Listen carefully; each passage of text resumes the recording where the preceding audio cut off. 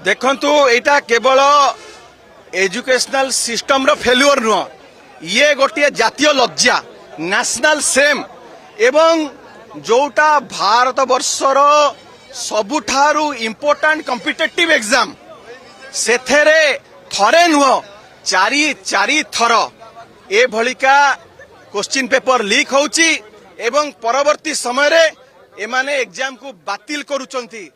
ये को एग्जाम जो एग्जाम होउची गोटे single gateway to become doctors. तो ए भलिका एग्जाम रे एमाने ए भलिया खामख्याली करूचंती एवं प्रत्येक थर कहउचंती आउ हबो नाही। एथर मध्य आंको पाखरे कोनोसी सुराग नथिला, आंको पाखरे खबर नथिला, छात्र छात्री माने ही आर पर्दाफाश कले सामना को आनिले। एइथुरु जानंतु जे आंकर सांठ गांठ कोचिंग माफिया मानक संगे अच्छी एवं तांकरी संगे रही कि एमाने मेरिटोरियस स्टूडेंट कर गला को दबे कि केवल जो मान पाखरे पैसा अच्छी एमाने तांकु ही सीट गुड़ा बिक्री करुचंती।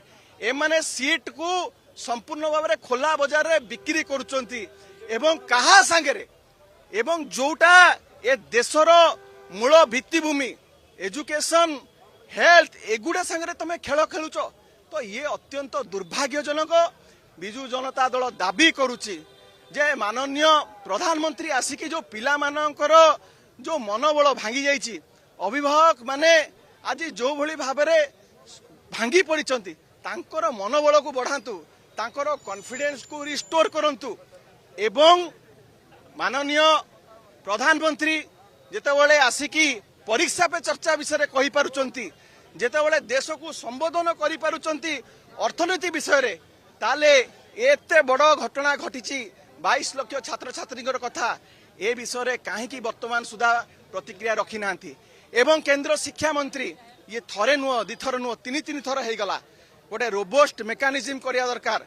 गोटे एरर फ्री परीक्षा किपरि भाव रे हेई पारिबो ता पई आंकर कोनोसी चिंता नहीं, कारण एमाने केवल इलेक्शन मैनेजमेंट रे लागिचंती।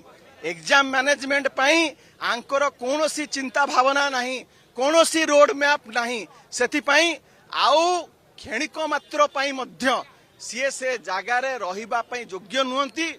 तुरंत सीए सेठू इस्तीफा दियंतु एवं समग्र भारतवासी को से क्षमा मागंतु।